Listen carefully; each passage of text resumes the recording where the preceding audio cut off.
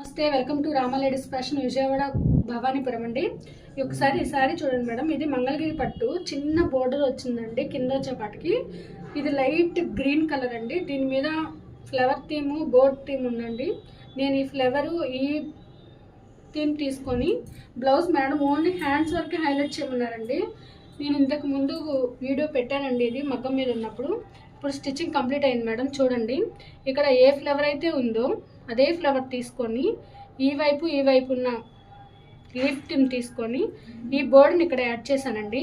Only హ్యాండే highlight చేయమన్నారు madam. ఇలాగే 2 hands అండి. బ్యాక్ వచ్చేపాటికి సింపుల్గా కట్ వర్క్ అండి.